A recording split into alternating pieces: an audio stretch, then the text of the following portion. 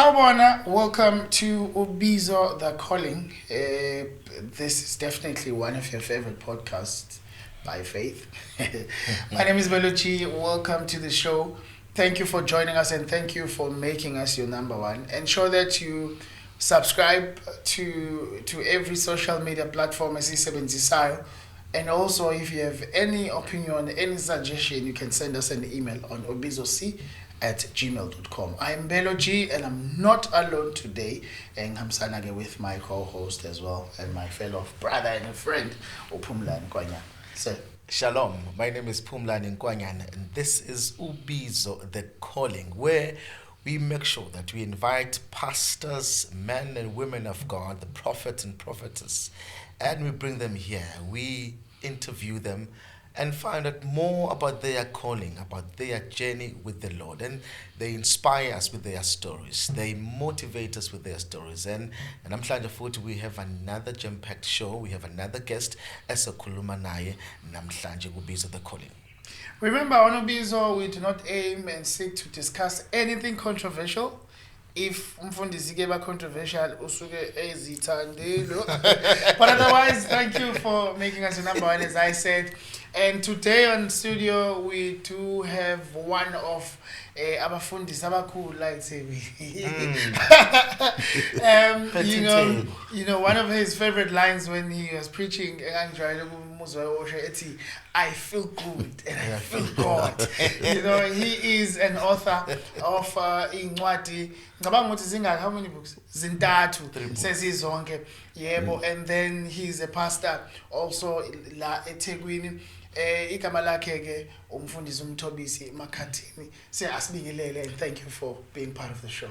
Asibingelele bahlobo bami, it's good to be here. I thank the Lord ngethuba inkosi esipha lona ngumusa wenu namhlanje. Well, umfundisi Mthobisi Makhathini, before you become a pastor, there is Mthobisi Makhathini. Yes. Please tell us a little bit to umfundisi Makhathini ubani. Mthobisi Makhathini insizwa ezalwa eSikhawini elokishini lase Richards Bay. Ngizalwa ubaba wangizala kwintombi yakwaButhelezi lesikhathi ubaba wayinyanga, umama wayisangoma. What? For this? Yeah. Yeah. It's amazing. Ngesikhathi umama eyothwasa enyakatho wayekhulelwe mina. Ngadedwa ke kwakunenkolelo yokuthi kufanele ngibe ingane yabaphansi. That's why ngenzelwa amagobongo kodwa ngangaphothulwa. So impilo yami no mama was very tight. Nakho ke uma esethola ivangeli ngo1995. Mayithola ivangeli ngo1995, she set me down. Wangichazela ngingoqala kubafana kubaba noma but uma unaye usisi mzala komunye ubaba omdala, then bese kuba amantombazana u2 kube nenye insizwa umalusi ithina sikhona njengamanje. Yeah, so umama methola ivangeli ngo1995, she set me down wathi wena ufana nabafowenu behlukile, so uyamdinga uJesu. That when into yami eyaba yiyona. In fact ngangidlala ibhola ongangiboni ngengaka. Ngadlala ibhola bafethi. Then kuthe ngo1998 sakhethwa nje kwakune game eyinkulu lapha eJ2 estadium eSikhawini, kukhona bonilitho sakhethwa saba u6 sezinsizwa kufasa uShaba trials eThekwini. Ngavele ngagula sakuphanjanelwa ikhanda. I think that when inkosi yangibiza ngakhona to salvation, then ngahanjiselwa imkhuleko and all that, then I accepted Christ as my personal Lord and Savior in 1998. So when umfundisi awukazi ukuthiwa mhlambe kusetendeni khona umuntu oshumayelayo then mase uhambe yoyinikele. In fact kwaqondana nokuthi the day ngikhetha uJesu, mina uJesu ngamkhetha ko mama bomthandazo ababengikhulekela kanti kunetende lalizoma esikhawini following year ngoba ngangingena into ayisi deep neunderstanding ukuthi yini lento engiyenzile yokumukela uJesu 1999 April kwafika itende leGod's Army lapha ya esikhawini sekuyimall khona manje kwakuyiground ngalezo khathi kwami itende leGod's Army lapho I saw this man of God eyayivelithi ngizokhipha amademon amathathu namhlanje and I just fell in love with what he was doing. I was so inspired to a level where you know futhi mfana sasibaningi phela ngangijudge sasimlingisa ubaba uSithole sibaningi lapha simlingisa yabo ukushubayela Wena isikofika tamzoqala ukushumayela. Yeah, so I think that when into yokushumayela umuntu yamngena ngakhona even into yokukhulekela abantu you know inkonzo ye deliverance I was inspired by that crusade you know that when into yakhona ke hamba kanjalo I think in the night share into yami yokusindiswa yafika kanjalo. Ngikhumbula mina usathi mawuyi-introducer Mthobisi Wiseman Makhathini iqathede iqobayo shange gear lesithuthu for whatever I'll never give up. Never give. Yeah. Vele ngibona uthele indoda ihlala noJesu straight. Sitshela kumfundisi wami ngiyazi ukuthi usindisiwe ke manje usiyakhonza usiya esontweni bayachazela yonke into ukuthi uma ukholwa uphila kanjani yonke into yenza kanjani ekholweni. Khona ke this moment usudiscover khona ukuthi yazini ngibiziwe kukhona into uNkulunkulu akayibekile kumina ukuthi ngenze umsebenzi wenkosi. Ifika kanjani? Ifika kuphi?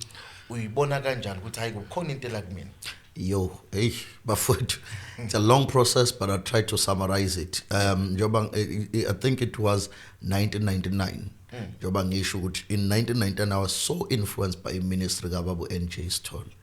So I was more in praying for people and all that.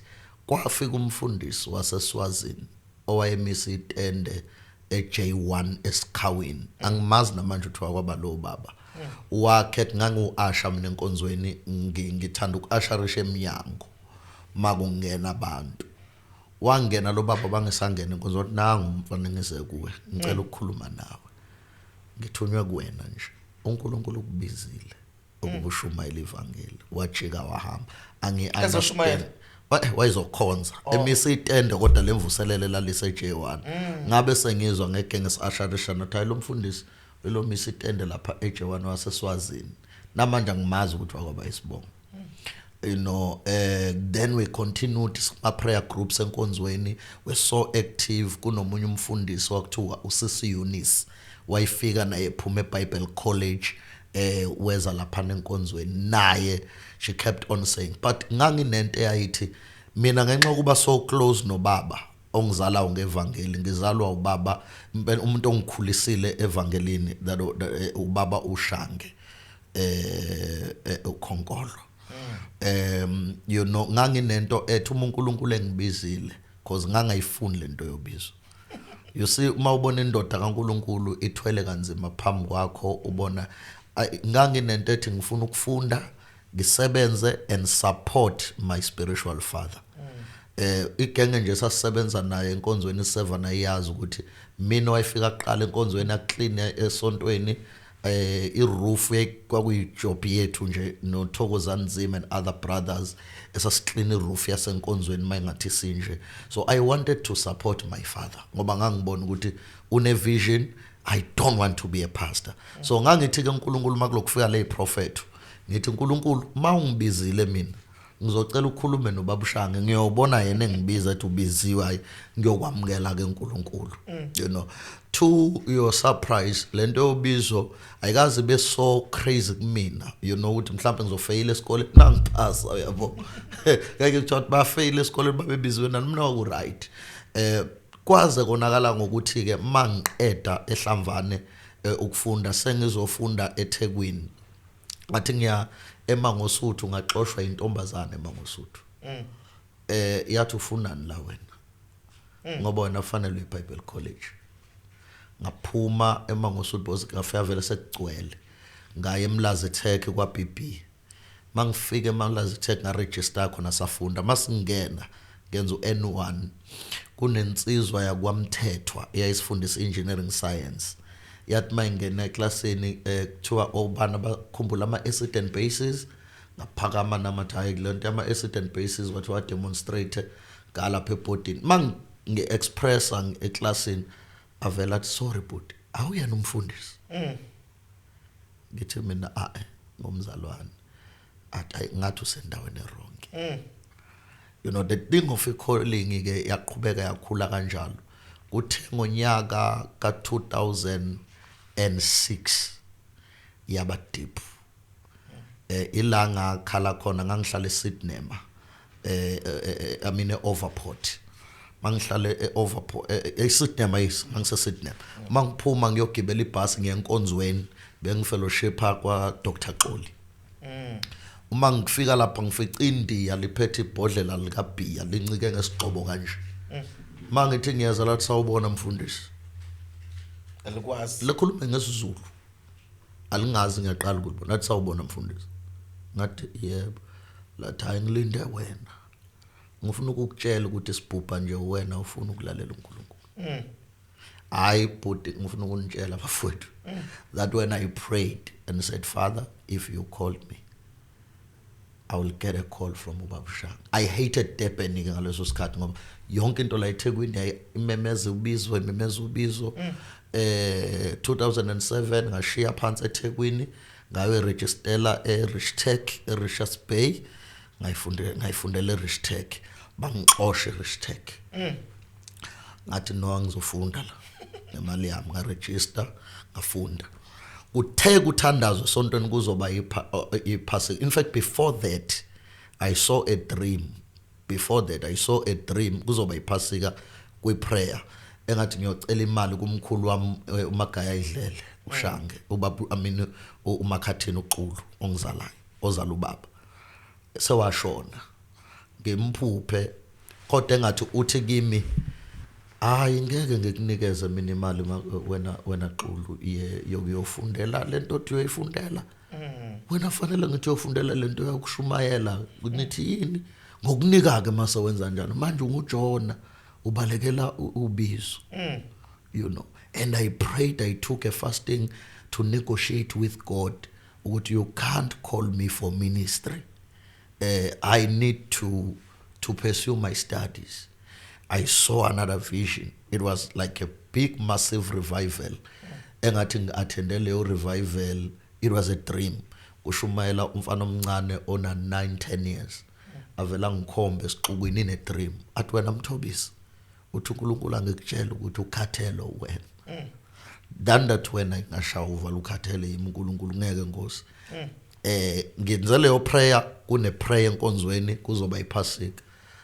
uBabshanga vela athi shumayela esenza imemezelo athi ukhona uMthobisi ethi mina yebo baba athi angibone makuphuma inkonzo hayi aqale ngabo bonke abantu ngimlinde ke bayazi abazalwane molinde umfundisi yebo hayi baphuma azogcina ngawo namfana manje uzogcina ngawo abone bonke abantu bona bonke abantu yabavalelisa athi azogcina ngawo namfana manje ngilinde mase kuyimina athi konje wenzani kulonyaka nithi mina hayi baba ngila eRichtech athi ini ufuna ukufa angithi wena uNkulunkulu kubizela nafanele ngoba wena uye esikoleni ufuna ukufa ufuna ukufa suka la eduze kwami hayi ngathi then ngahamba hayi ngimfonele ngithi baba ngicela ukukubona hayi baba ngithi asikhulume la tata sikhuluma athi no wena fanele uNkulunkulu akekho into engizokhuluma nawe mina wena uNkulunkulu kade akhuluma nawe ayikho into engizokhuluma nawe bese ngithi ayi baba ngicela ungiphe ithuba ngiyemthandazweni. I took 21 days prayer and fasting ngokunegotiate noNkulunkulu. uNkulunkulu, can you allow me to finish my studies, work, and then mangiqeda ukusebenza ngishade, and then bese ke mhlambe ke ngilandela Ubizo ke you know ngathandaza kwaMsani ngangibamba 21 days enkonzweni kwamsane kumfundisa umsana uyazi ukufundisa umsana leyo prayer yami in 2 weeks ngangizoba 21 days but iviki lokuqala engalibamba lathi maliphela wathi uNkulunkulu ayikho into esizoyikhuluma khehla siqedile nawe uzokwenza imvuselelo la awuzukuyibreak fasting I had to do a revival kwamsane ngo 2007 for 2 weeks. Miracles happened there, and that's when God said to me, I want you to open a pool of miracles, a miracle center where people will come from every place and swim in that pool and discover who they are. That's what I've called you to do. In the night, share that the story of my calling. Oh, well, such a jam-packed show indeed. Welcome to Ubizo the Calling. If you've just joined us, siyakubingelela and siyabonga that you have chosen us this time around. And in studio, we have Ubaba Mthobisi Makhathini, and he's telling us a little bit about Ubizo lwakhe, the journey yokubizwa uNkulunkulu. Well, in ministry, siyazi ukuthi you've responded to the call of God. You found yourself, working in the ministry. But along the way, we can't run away from the fact that khona mistakes that you find yourself getting into, khona those lessons that you learn. What is that one big mistake, or maybe that one big lesson oyifundile as far as the calling is concerned? Basically, I think ngaba ma lesson athize umuntu awafundile. One of the things ukuthi ubizo luyalingana. Yabona masulamkelile kube ngathi ngagijima wena ugcina usulida. Kungaselona olida wena. One of the things uNkulunkulu angisese kuyo ilento yama relationships. I think ama mistakes esiwenzayo are within relationships. Mangithi relationships ngisho ukuthi you end up nichomana ngalento yobizo, lento yomsebenzi.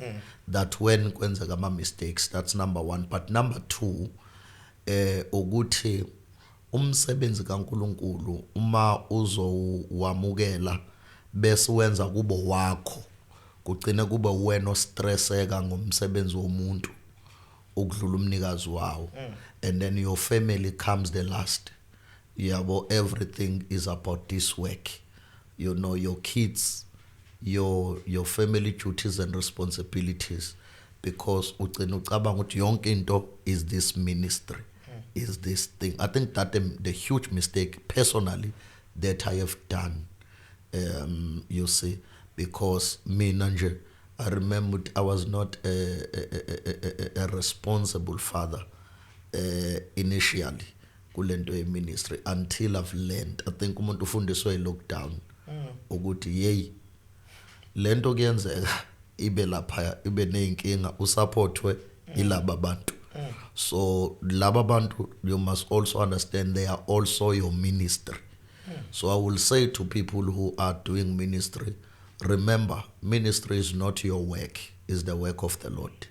You are a worker in the ministry. God is the owner. Ubizo, the calling. We are in conversation with Mthobisi Makhathini. Mfuna ukubusela emumva kancane what two things mfundisi. One, how did you finally came to the decision ukuthi, you know what, I'm going back to eThekwini to start a ministry there? Ngoba kade usesikhaweni nomfundisi uKhonkolo, and then how did you now come to a point of no, let me go and start something eThekwini, and the importance of having a mentor obizweni? Esho. Yeah, leyo yenzeke kanje. Angithi thina besise faith mission ngaleso sikhathi. Yeah. It was not easier ngaleso sikhathi ukuvela uye Bible College. Bewu applya ubuya kwi interview ye region, qala interview ye local church, bese interview ye region. Mina ngayijethi ku iza bese ubaba uyena othe uNkulunkulu ukhulumile nakuyena uyabo. Hayi wangijikela wena othe lalela ke khehla. Angithi bese ngekho uNkulunkulu ekubiza. Uzoya ku interview ngoJune. So njengamanje ku April sasoyephasikeni. Funa uhambe uyekwenza uqala umsebenzi lapha e18 konda kuthiwa ise18 esikhaweni. Qala umsebenzi lapha. Loyo msebenzi ngoJune mawe ku-interview kwi-region fanele kube uthi usuyakwazi ukureporta mngaki imphefumulo esindisiwe mngaki ebhabhadisiwe mangaka abazalwane kuleyo ndawo le ndawo ngikhonjiswa kuyona ayina branch ayinabani fanele liqale ngiqale phansi you see that's when ngo-2007 I had to start that revival yabo ngiyafunda ngaparish tech so I did that revival uNkulunkulu wasenzela umusa sayiqala ibranch namanje khona inendle yokukhonzela ibizwa ngeNew Harvest Worship Center which is a branch yaseTehila ese18 sayiqala as a test of my calling uNkulunkulu wasenzela umusa sapaphatisa 30 souls saqala abazalwane ngoba u40 kanti kuzobuya ama talent kwakunanithiwa ama talent sa contribute kuma talent I think sa raise about 6,000 something ngoba yamenyezela kwamangazi uthi hawu nalaba bafakile ama talent labefika and then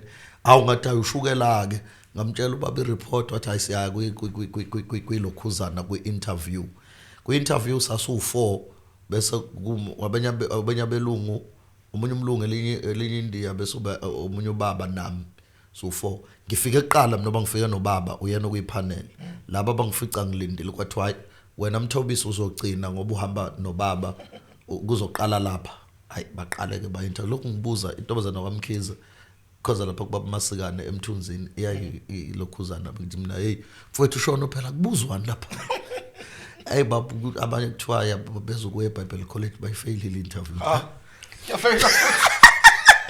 Kithi kanti kwenziwani lapha hayi base kungena mina ngingeneke kule interview thing kwakubabshange ubaba uMbonambi ubaba Masikane ubaba uNaidu ababekuleyo interview yes those were pastors ababeng interview mangingena kwilokhuzana avele athi baba Masikane hawu hey Mthobisi uzawayivuma lento kaNkulunkulu kade ubalekela athi Mbonambi hayi no bafowethu asenzeni kanje mamkhize athenge inyama lapha naphelezela mamkhize athenge inyama kathi mina okay kwahanje kwathenga inandosi sabuya sadla kwathi hayi gcwalisa nawo lamaform angibangi sayenza mina interview kwakuthi ngiye eBible College and then I went to eBible College ngesikhathi ngijabula ukuthi ngiregister eCovenant sasifunda lapha nabo bishops abelomdleje most of guys besinabo lapha eBible College sifiso ukugabela and many other guys ubabshange ngimfonela hayi baba ngitholile isikole athi utholile isikole ngithi athi asimenze umfundisi isikole ngithi uyakwazi lokho ngithi mina yebo baba athi qala umsebenzi ke lapha eThekwini ngoba ngeke sikugcobe thina kade ugejema neTheku ufunda so gcoba thina ube umfundisi ngoba la ukhona kuvuka umsebenzi lapha eThekwini you know ngesikhathi ngithandaza about it then I remembered what God spoke about mangisemthandazweni eMtuba that God said to me I need to open the pool of miracles a miracle center yafika into at Durban Miracle Center then we started in 2008 while I was still in the Bible College that when umsebenzi was at Durban Miracle Center started waqeda yes waqeda phela isikole ngiyazi ukuthi abanye banalento ukuthi angifundele umfundisi yeah so now nje umsebenzi usukhona usomile so isikole sizongenza no saqeda singayenza yonke nje process it was a PTH degree in Pentecostal theology and church governance it 4 years 2010 ngaqeda ngathi mawiqeda ke lapha Faith Mission ubuso attenda khonto kuthiwa iMill Ministry Integrated Learning a program ke yokuthi usuqedile eBible College so attend this program ithathwa njenge ordination then mawuqeda yona I mean ithathwa njenge probation mawuqedwa yona then we are ordained for ministry. I've also done email 6 months after Bible College nga attend email and then nga ordained as a pastor. I think as far as I'm hearing you ukhuluma ngizwa ubala ama processes nama stages amaningi that you had to go through so that you are going to be called. Whereas someone might look at it and say izinto ezingaka bamelene nobizo lami lapha so kubaleke ngani mhlambe ukuthi everyone who is called athi go through these processes yini that you say uma ngathiwa awuzange uthi go through these processes awuzange uyifunde and ongathi ma ungathiwa usuggesta and you advisor any person obiziwe uthi akavume ukuthi athi go through these processes. Ngiyabonga mfundisi. Though kungafani it's differ from church to church, I was under the difficult lokhuzana ngalesa sikhathi kodwa yangisiza, to be honest. I think yangisiza wonke ama storms eministry nama challenges eministry angifice sengiphekwe leli bhodwe lalama processes engeke ngithi mhlawumbe umuntu ongadlulanga kuona untekenteke. But I think angisiza mina ngingasho ukuthi abaluleka kimi ngoba lezi zinto azifani. In fact ubiza alifani kuya ngohambo lomuntu nomuntu noNkulunkulu. Kusho ukuthi mina uhlobo lobizo engilihambayo lwalidinga ngidlule kulama processes and lwalidinga futhi ngizalwe umzalo njengoba bushangi, you know, because kuningi okwenzeka la eThekwini. I think mangiqala nje mina la ngiqale kakhulu kule to yama miracles, praying for people, praying for sick, kwaba nama controversies around that, ngaba more on teaching but praying for people mangenza ama revivals. But lama processes engidlule ku iwona ngiqinisa ukhakhaya ukuthi noma iministry se throw ama stones ngikhumbule la engisuka khona nayo. You see, lockdown yasinikeza ama flames, imisebenzi yethu eminingi yacishe yaphela kodwa into eyasenza sakwazi ukuma ibhodwe saphekwa ngalo. Yeah. This is Ubizo, the calling. We are in conversation with Mthobisi Makhathini. Mfundisi, ngifuna ukuthola ke mina ukuthi after all the struggles, the difficulties that you've been through kwi ministry nasobizweni lakho, kunezinto othi when you look back uzibuka uthi hey, that was my win. I've done something obizweni. I've done something noNkulunkulu ongathi uyikhomutha hayi ngiwinile lapha kulento le. I think into yangisiza. You see mangiqala mina ubizo ne ministry lumnandi kodwa lunzima. Lumnandi ngoba you keep finding yourself in it. You're inspired by somebody. Njengoba ngishila seqaleni, I was inspired by somebody, but along the journey you find yourself. Into othi uyisebenza ibikusebenza. So when I started it, I started preaching every preachable message until I found my signature, what God has called me to do. I'm not called to preach every sermon. I am called to help people find their purpose. You know, that's what God has called me to do. You know, that's why I call myself Purpose Navigator. Was that what God called me to do? To help people find themselves, to help people find their purpose, find their passion, align them with their destiny. That's what God called me. So my win is to find the purpose of my calling. You are not a preacher who preaches any preachable sermon. Yeah. That means kona manyama sermons that cannot be preached. No. It not in that context. In the context yokuthi you see makhulunywa ngo Paul. Yeah. The mark of his calling is to preach the gospel to the Gentiles. So his lens is to align the Gentiles. Makhulunywa ngo Moses is to take the people from Egypt. Joshua is to put the people to Canaan. UJona izwi lomemeze hlane lungisa indaba yenkosi. So in fact umuntu nomuntu, I am called umuntu une signature. Kwi ministry you need to find your signature. Not there are sermon you can't preach. Like you can't be here and there ungakhunjulwanga lutho emhlabeni. Fanele kwazi ukuthi makhulunywa ngo Miles Monroe, what you think about kingdom, message of the kingdom. Makhulunywa ngo Joseph Prince, grace. You know, so you must know which makhulunywa ngo span, what is the signature, what the message uNkulunkulu ayikuthumela ukuthi uzoyikhuluma emhlabeni. So I'm speaking within that context ukuthi when God called you into ministry, you are called for a particular message, your signature. Well, thank you so much for watching the show, and if you've just joined us, Welcome to the show. Siyabonga kakhulu on Ubizo the Calling. I am Belochi, presenting the show together with my fellow brother Phumlani Kwanyana Umabhodla Umlilo. Yeah. So mhlawumbe wrapping up our conversation, Mfundisi. Into ethi, there's that young man of God, young woman of God who is called by God. And if you were to just write a letter, you know, to say this is what you have to expect with Jenny Yako calling, what would you say? I will say ministry is very hard and tough. In ministry, in storms, in seasons, but your win is clarity. You need to be clear. Ukuthi uNkulunkulu ukubizile utheni ubizelweni ukuthembiseni iyona into ekusustainayo kuwo wonke ama seasons odlula kuyo. In ministry you'll be disappointed. In ministry khona abantu abazokuthanda namhlanje bakusupport namhlanje uzuyitshela ukuthi bona bazokufaka kwi destiny yakho ngesikhathi kube ngathi usuyalibona eKenani bakushiye. But into ezokwenza ume ukuba clear ngokuthi uNkulunkulu ukubizeleni ubiziwe la, and your supporter and your pillar is God. Akubona abantu uNkulunkulu abalethe ukuthi bakusupport. uNkulunkulu ukusupporta ngabo kodwa hayi ukuthi usupportwa yibona.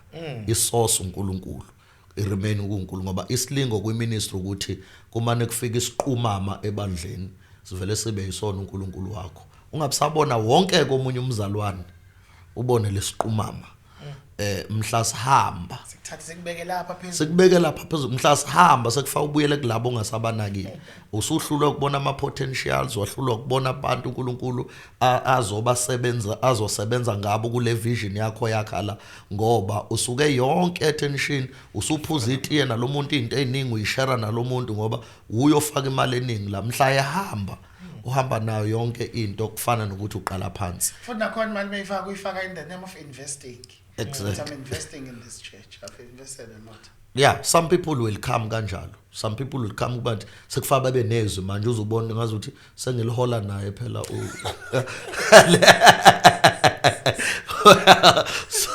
it's so much important ukuthi isource must remain God.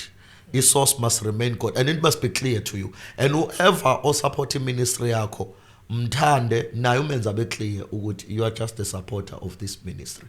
You know, a co-worker with every worker in this house. Ungamenzi abe starring ukudlula everyone in the house. Ngoba isilingo kwi ministry ukuthi umuntu okusupportayo namhla ukuneglect laba aba committed. I mean ukuneglect laba aba less committed ngenxa laba aba too committed. Kusasa laba bengadembesela kuvuke laba. So kwi ministry you must be clear ukuthi wenzani and ushade with the assignment, ushade with what you are doing and everyone will just come and join you as you go. Mfundisi wami ngiyazi ukuthi kunabantu abakuthandayo nabakulandelayo. Kuyokwenzeka one day sikuthiwa Mthobisi Makhathini is now with the Lord.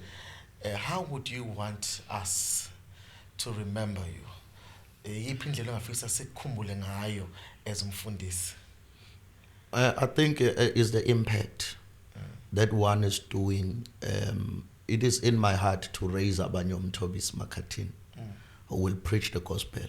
Hence we've started ama movements, ama seminars, njengo preacher seminars, where we train preachers how to take a message from God as a well-prepared sermon. You know, what God gave us, we want to give it to the next generation. Is that, and two, I want people to remember me as a uniter of ministers, because as a Sekichi Malaobizweni, I contact in this divider. And I ngiyaziwa ke mina yini divider kuningi boso ngikhatha zikode but I just want to Ubuza can we kelani lo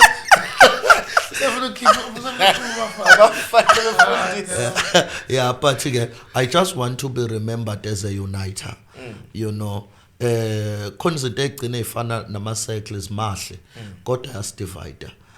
I just want to ukuthi ngazi ukuthi in as much as kunama cycles uNkulunkulu enze you gel well with those brothers and not those brothers laba they gel well together, but even kunjala kusho kodwa uthi asibona abandawonye we still singabantwana bomuntu. And I just want that ukuthi sibe, you'll see in my conferences mina you'll see faces from different cycles mawa understand ama cycles but when you see faces you'll see these are people from different cycles because I want to be remembered as one, a uniter, two, with the impact to the next generation.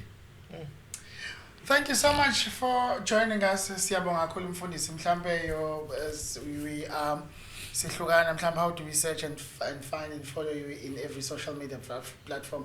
Abanyazi usinabafundisi beyinsuku zokugcina abakuma social media. Hey bafowethu aba TikTok hayo. Hey aba TikTok hayo. TikTok labana. Yeah. No lapha ku Facebook Mthobisi W Makhathini. Ku Instagram Mthobisi W Makhathini, ku TikTok Mthobisi W Makhathini. Now we have shama for lapha nama challenge. Kanzima kanjani. Well, Mbukela Pekka, thank you so much for ensuring that you are part of the show from start kuze kube manje, and we would like to hear your comments.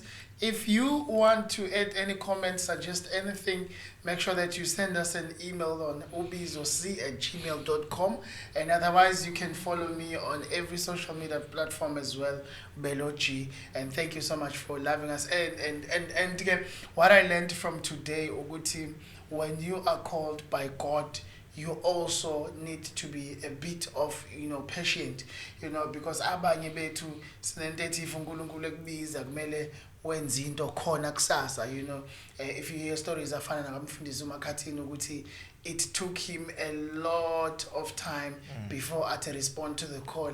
Abanye bethu we can be very quick to respond kanti mhlawumbe siyibambisisanga yonke message esiyithunyiwe. So when as you pursue your calling, ensure that you listen attentively to what the Lord wants you to do. Thank you so much, Mfundisi Mthobisi Makhathini, for coming through, and we had a very informative discussion with him about Ubizo lwakhe. No, what I've discovered and what I learned namhlanje ukuthi you need to be clear ukuthi what are you called for. Yazi into ibizelweyo, iba ne understanding yento uNkulunkulu akubizele ukuze uzokwenza lento uNkulunkulu afuna uyenze. Otherwise, make sure that you follow us on YouTube. You subscribe on our YouTube, and you can also send us our emails if you want us to invite your Mfundisi as a hlelweni lethu. We can invite him to send us an email at ubizoc@gmail.com. Otherwise, let's meet again next week. Shalom.